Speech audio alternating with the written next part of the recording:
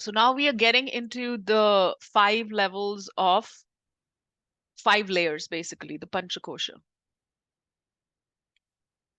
It's the same thing that I was talking about that example in the Shastra is given as, here we go. We have we are a small, tiny divine spark of called Atma. And it's covered by another layer, which is covered by another layer, which is covered by another layer, and which is covered by another layer. And the outer layer is a physical body, basically. So total are 5 layers. One, two, I guess there's like 5 layers. So this was my brilliant 5-layered thing that I was thinking about. So we are basically made up of 5 layers. And these layers are called koshas, multi-dimensional the koshas, right? Okay.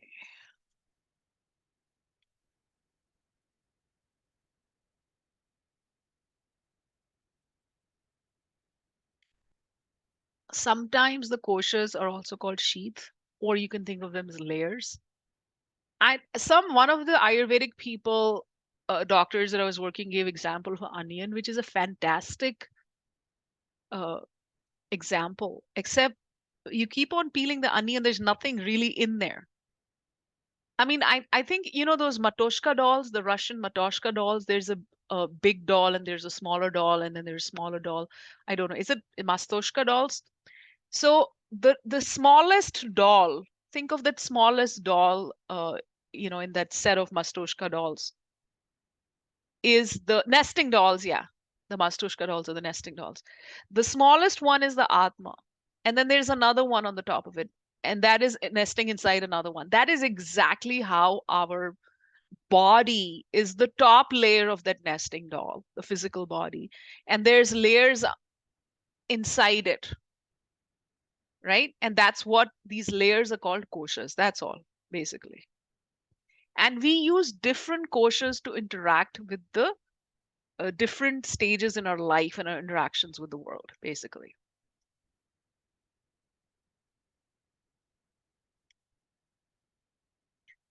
So we're talking about the Mastoshka dolls, we're talking about the nesting dolls. The smallest one, uh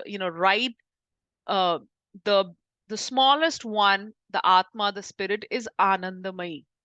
The spirit or Atma is what it feels bliss, it feels perfection. It is called Anandamay. And the one on the top, the physical body that we can touch and pinch right now, it is called Annamay Kosha, meaning the physical body that eats, basically. Anna literally means grain, one which eats grains to sustain itself. That's what it means. The physical body.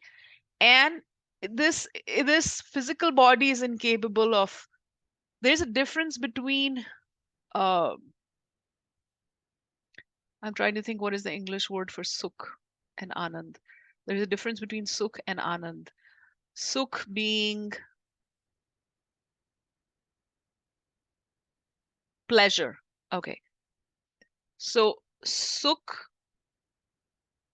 is pleasure and anand is bliss, right? So physical body is incapable of feeling bliss. It can only feel pleasure. For example, when we taste something that tastes really good, it gives our tongue a little bit of pleasure for, a little while we're eating that and, savoring that taste. Or when someone has sex, there is a pleasure, a little bit of pleasure that comes along with it, but when it's done, the pleasure is finished. There's a difference between bliss and bodily pleasure. Does it make sense? Body, when we are tasting something, or there's a sexual pleasure or whatever pleasure we are getting, that is a body pleasure that we are getting. It's a bodily pleasure. Bodily pleasure is not happiness.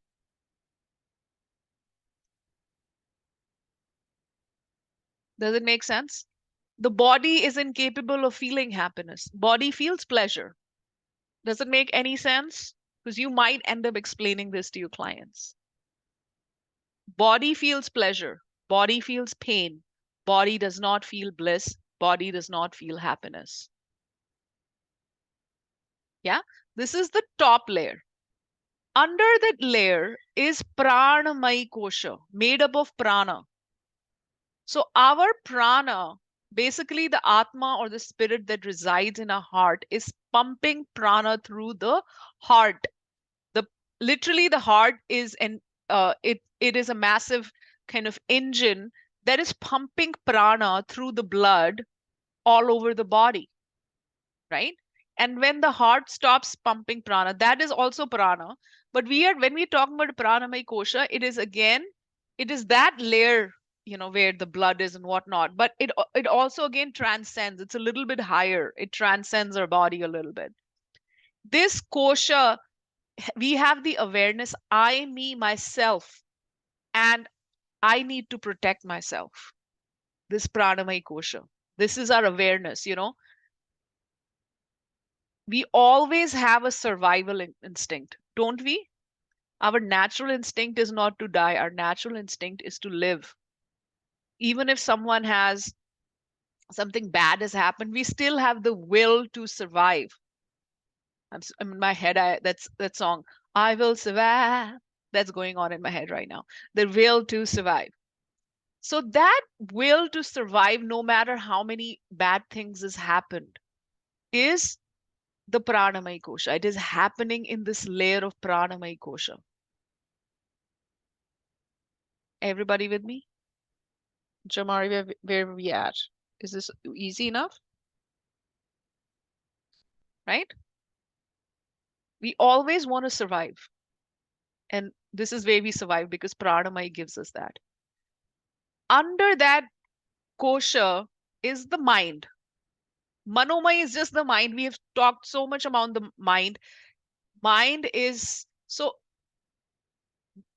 between the mind and annamay is this pranamay kosha, which is basically a prana or chi, and then the mind. And you know what the mind is. So mind is this layer that is surrounding our entire body, right? And this layer is your imagination, thinking, feeling, willing, judging, setting goals, uh, thinking, and keeping sense and all control or organs, taking decisions, whatnot, right? We talked about it. Under that is Vijnanamay, your intellect, right? Your intellect, Vijnana literally means, Jnana means knowledge, Vijnana means specific knowledge or scientific knowledge. Vijnana, my kosha. This is where your intellect, for example, I think Atul gives that example. I want to have an ice cream. Your mind wants ice cream. Your mind really wants to taste it, but you tell your mind, hey, it's not good for me because I have a cavity or something. You tell yourself, and then your intellect stops the mind from tasting by using buddhi. Vijnanamai is your buddhi, your intelligence. And it also forms a layer around you. And then you have Anandamai, which is basically Atma. Atma is not from this world. Atma is part and parcel of divine, of God. It is not made of Panchamahabhutas. It cannot grow. It cannot die. It cannot get wet. It cannot get burnt. It was not created. It's till the end of time. It's immortal. It doesn't even belong in this world. It is from the spiritual world. It cannot even travel by itself. It has no interaction with the material elements. So but it is capable of feeling bliss, but it is capable of feeling perfection. We feel pure happiness. I was having this discussion with my eldest, and we were just generally talking about that every religion has these kind of, including Hinduism, all religions have these fundamentalist people who would kind of use religion to forward their you know ideas, and they use it to bash liberals and whatnot. And it's true for all religions across the world. But what is it about religion? What is it about, you know like, have you like, if you sometimes go to a soul church, and that soul songs, what it goes gospels, the spirit has come. You know what I'm talking about, where the spirit goes in someone and they start doing all of these things to their head. You know what I'm talking about? In a People are doing soul singing. I don't know what it's called exactly. Is it the spirit that has entered? The Holy Spirit has entered somebody.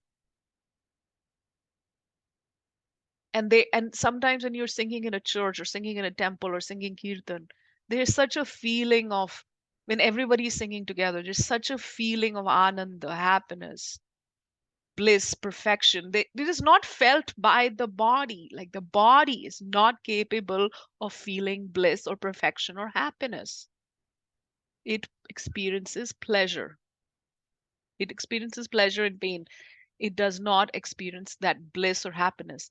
When we meditate from perspective of Anandamai, not from Annamai.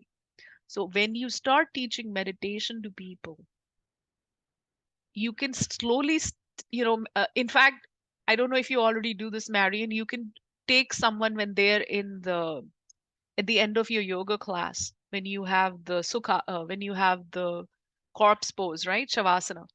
You can start, you usually teachers will say, become aware of your body. Then you can start telling them to become aware of the prana, take them through the mind and vigyan, take them inside their heart and get them introduced to the Anandamai. Does it make sense? This is a very way, it's kind of like your Alexander technique. No, it's kind of like a technique for going inwards. Yeah, you can try it. I would like to know if it turned out good. So, what is this Annamai food? And when you have little babies or a toddler, what is it when a baby starts developing teeth, you know? Yes, it'll always be from gross to subtle. That'll be yes. So when you have a little child, what is the first? The child, it was a baby. It was drinking its mother's milk. It was being nursed. Now the baby has grown a little bigger. It has started teething. Everything they will put in their mouth. Everything. Toy. There's all these warnings. S- Keep these toys away from under 3 year olds because why? They put everything in their mouth. How does it taste? How does it taste? How does it taste? Because a child literally is that toddler, or that little baby who's just teething, is coming to terms with their body, and the only way they can interact and find out what's going in external world by tasting it. And they taste things through their tongue by putting them in their mouth. How does it taste? How does it taste? How does it taste? What is it? I don't know what this is. Only if I put in my mouth, I'll know what it is. Because they're in the annamai stage. Is that clear?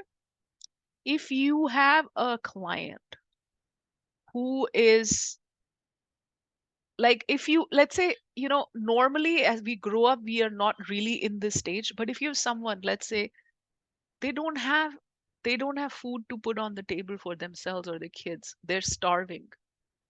If you have someone who is going hungry at night and they're starving, they will regress back to this annamai level. The higher functions will, because this is survival mode for them. Does it make sense?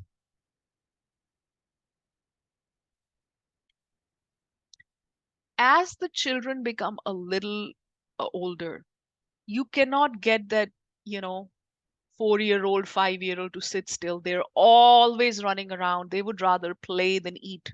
Eating is not important anymore, right? So in the adult phase, when we enjoy moving and walking and exercise, then it's good. But some people, there is an actual addiction to exercise also. I didn't even know about this, but I found out, people can be addicted to exercise too. I mean, most of the problem with America and the West is that we are a very sedentary country. I was just watching a documentary about the lack. It says that, till now the medical profession, they're like, you must lose weight in order to be healthy. But now they're saying being thin or losing weight is not that important. Being fit and moving around and exercising is more important, even if you're overweight. Or even if you're thin and you don't exercise, you are still they're saying that you're still going to have issues with sedentary related, health and diseases. But if even if you're overweight and you're fit, then you have less risk. That is the idea. So uh, better to be always moving. So we do this naturally as children, but as we grow up, we don't really move. And one of the reasons is, think of the entire society. Our entire work is sitting in front of the computer, right? Just sit or go. I mean, nowadays a lot of people work remotely, but before everything was, I mean, go to work, sit in front of a computer. That is not normal. If you that is not normal for life. To be sitting all day for 8 hours is not normal. The prana, even if you're standing and just moving a little bit, the prana will move, right? So kids are naturally in this pranamaya. Can you get a kid to sit still? That would be awesome. Now, if somebody is very high on prana, the pranamaya kosha is way too high, then they will be obsessed with self protection. Does it make sense? People who are very obsessed with, oh, something will happen, I'll get attacked or whatever. There is something wrong with their pranamaya kosha from the perspective of mental disease. Manomaya kosha is your mind. Think again, children, that child who was a baby, who was then running, now has learned to read, can read books, can watch movies, can play video games. And now they just, all they want to do is play video games or read books, and running around takes a back seat, right? And most of us are in the Manomai realm because, and we kind of take this realm with us. But in an ideal world, we should spend time in each of this layer. Let's say someone indulges in mind altering substances, they take drugs that alter their mind, then this is the Manomai stage that they're working from. Then is the Vijnanamai. Vijnanamai means, Jnana means knowledge, Vijnana means specific knowledge, right? And this is literally a lot of facts about the world. This is science, this is philosophy, and this is facts about the world. Now, when somebody is only dealing with facts and science and knowledge without the emotional part, then they can become sociopath. A sociopathic behavior is you don't have any compassion, you just have knowledge. Vigyan is pure knowledge, right? So we cannot just work on this alone. This has to be with a little bit of manomaya, with compassion and whatnot. And last and not least, like I said, we do not experience happiness in the body. Body only experiences pleasure or pain. Actually, body doesn't even experience pleasure or pain. That is also experienced by the mind, if you think about it. So body is incapable. Body will just give us cues. I am hungry. Give me food. I am cold. Give me a blanket or a jacket. I want to eat, or body wants sex, or body wants this, or body wants that. This is just, it has a demand and we kind of fulfill it. So pleasure, pain, that way, and cues that it's giving. The bliss and happiness comes from anandamai, spiritual bliss, coming from the place, hey, you know what? I'm not even this body. Just being aware of it 10 minutes a day. I am Atma, I'm a spirit. The Atma resides in my heart. And, meditating on that, like I showed you, if you bring your awareness to the center of the palm in your hand, you'll feel a tingling there, right? Imagine doing that in your heart. Bring your attention to your heart. And who lives in your heart? Divine. I told you the divine, the size of your thumb. It is in Shvetashvara Upanishad. The divine, the size of your thumb, lives in your heart, and your Atma lives in your heart. You don't have to go to a temple or a church or anywhere. You can find the divine guiding you in from within. All you have to do is call them. It's a very easy phone call. What is the phone call? Bring your awareness to your heart.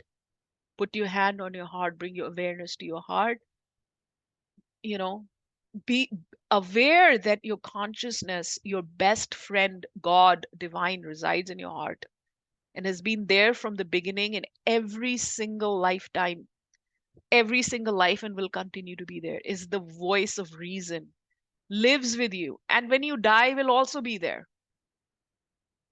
That sense of connection is what brings happiness, real bliss and real. So again, when you do these meditation classes, hopefully you will do some meditation sessions for your clients. You can help them feel connected. And what is the biggest mental problem in the world today? Are we connected or are we disconnected? We are seeking connection on a phone, on apps. It is so funny. I mean, we were very connected. You know, people all used to live together as a community. We had bigger families, right? Then we became more and more micro family, right? And then everybody goes and, kids move out and they go live in different states. And then they only meet once or twice a year for, I don't know, Christmas or whatnot. We are more and more and more disconnected. And we are trying to find connection by finding friends on social media. But our best friend, who has been with us for every lifetime, is already living in our heart. Let's connect to that. So, this is a very powerful connection. 10 minutes a day, 5 minutes a day, get your client started on it, right? When somebody feels nothing and they feel very alone and they feel very isolated or they feel anxious or depressed, I'm so alone. This is a very terrible feeling. It is heartbreaking to me to hear that. I said, oh, you fool. You are not alone. You have the person you're seeking, that happiness you're seeking is inside you. Just look, disconnect from these phones and connect to your heart. It is heartbreaking. Has anyone felt this feeling of loneliness? And I know people feel this.